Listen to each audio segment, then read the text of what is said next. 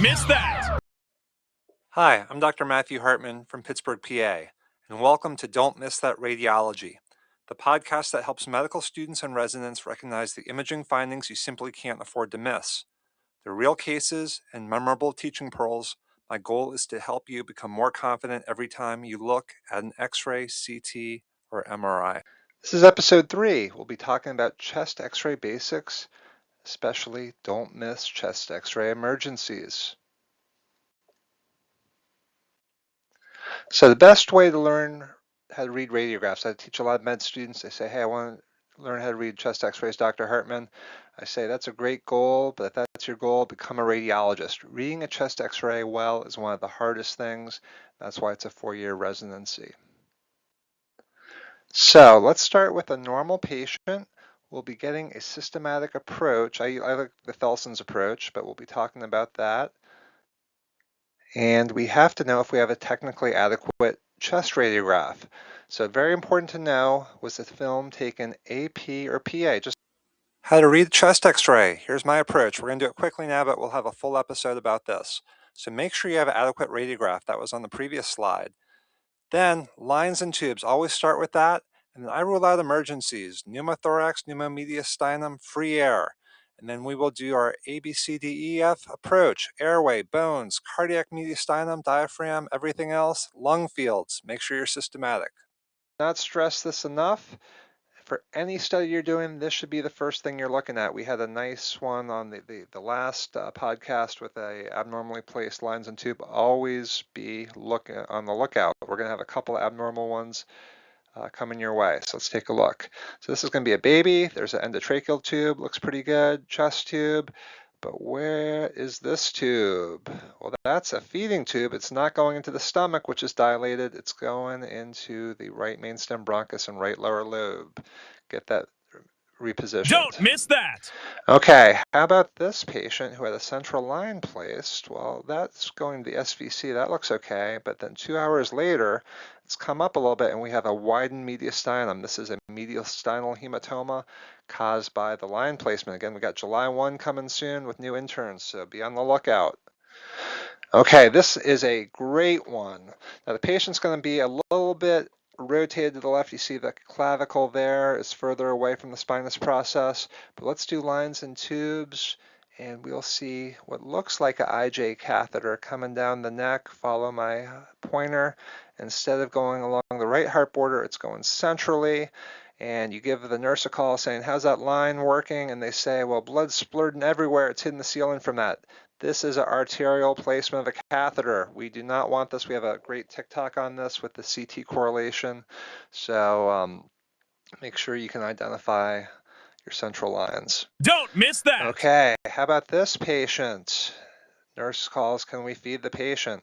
Well, this is the feeding tube. Well, it's good. It's going to the left, but a little bit too far to the left. Usually the esophagus goes straight down to the stomach. This is going into the bronchus and left lower lobe. And unfortunately, they didn't get the note that it was in the wrong place. They fed the patient, and what happened? Well, this is our first emergency. We have a pleural edge there, too dark on the outside. This is a big pneumothorax. The heart and mediastinum are shifting to the right. This is tension. Get a chest tube in there. Okay, so let's talk about the life-threatening emergencies. So pneumothorax, we just saw an example of that. Pneumomediastinum, free air. We saw that in our first podcast. If the patient's standing up, look under the diaphragm. And then pleural effusion. So this patient is short of breath. Why is that? Well, here we have our pleural edge. This lung is collapsed, atelectatic, and this is all air in the pleural space. Heart and mediastinum are shifted. This is a tension pneumothorax. What happens with a tension pneumothorax? Air gets into the pleural space, collects, it's not coming out, and the lung will become atelectatic. Heart and mediastinum are shifted. What's the treatment? Chest tube. Get that air from the pleural space out. Let the lung re-expand. Don't miss that! Okay, here's another patient. Let's see what's happening. The Hopefully you saw that the Hartman mediastinum are progressively moving to the left. Too dark here, we have a huge tension pneumothorax on the right. Again, air is going to be dark, and it is just the pleural space is just completely filled with air, pushing the Hartman mediastinum over. Okay, how about this patient with chest pain? Let's see if anyone can figure out why they have chest pain. And always remember to look at the edges of the film. What's this bright thing? Well, that's going to be pretty important, as well as our pleural edge, which we can see there. I'm not seeing lung markings peripherally. This is a pneumothorax. What's it caused by? Here I think you see a little bit better. Sometimes you really have to window this, magnify it, but there's the pleural edge, no lung markings to the periphery. One of the fake outs is a skin fold. Sometimes skin fold can look like a pleural edge, but in those cases you'll have lung markings peripheral to that, so it's very important to identify this. And when we get the full view, we see the machete causing the pneumothorax. And here's a great rad path correlation for that case, courtesy of Dr. Furman. Okay, here's going to be another pneumothorax. We'll see it, especially when you magnify. You'll see the pleural edge, no lung markings to the periphery. There it is, so you can see the edge. And let's see what happens. Another pneumothorax, and this one's going to be pushing over. Again, too dark this time. It's pneumothorax is on the left, pushing the Hartman mediastinum to the right. And let's see, another pneumothorax with a great CT correlation. Again, there's our pleural edge, too dark the periphery. We haven't talked about CT yet. We will talk about that with Hounsfield units. They range from -1,000 for air to +1,000 for metal and bone. So just take my word for it. This is -1,000 Hounsfield units. This is air in the pleural space, and that is the atelectatic lung. Okay, let's shift gears a little bit. 24-year-old weightlifter felt sudden pain. We're going to get these lucencies coming up the mediastinum, and we're going to be a little bit too opaque, bright here in the left pleural space. This is going to be pneumomediastinum with effusion. Take this to the bank if you're taking step 2. Pneumomediastinum plus effusion equals Boerhaave's disease. What test are we going to do next? So here's the findings of the streaky lucencies going up. The mediastinum, it's pneumomediastinum. There's our left pleural effusion, just a little bit too hazy down there.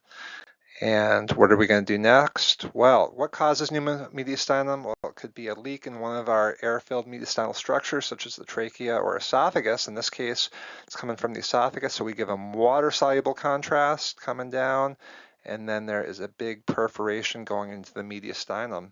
This is a surgical emergency. Don't miss that! And that is Boerhaave syndrome. So complete transmural disruption of the esophageal wall with extrusion of gastric contents in the mediastinum and pleural space, often caused by forceful vomiting or increased pressure. Okay, what's going on with this patient? Poor lung volumes as an ICU patient, a little bit too hazy here on the left. And we do an ultrasound. We haven't talked about ultrasound yet. This is a great time to talk about it. Water fluid is anechoic on ultrasound. This was a case when I was a fellow, and did this portably, identified the pleural effusion, measured, and put our pleural drain in, took out, here's a CT correlation. Again, the water will be 0 Hounsfield units, and patient feels much better. It gets basically half a lung back.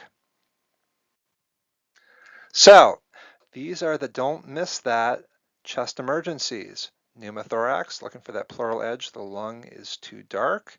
Watch out for attention. Pneumomediastinum, look for those lucencies in the mediastinum going up the neck. And then pleural effusion. So check out our TikToks about chest x-rays, CTs, and especially lines and tubes. With new interns coming, really, we have a great one with that arterial catheter. It was supposed to be an IJ, but instead it goes down the carotid, and we have a great CT correlation for that. Don't forget that. Check your lines and tubes. Keep learning, guys. Thanks for listening to the Don't Miss That Radiology podcast. I'm Dr. Matthew Hartman. Remember, you only see what you know. Keep learning and don't miss that.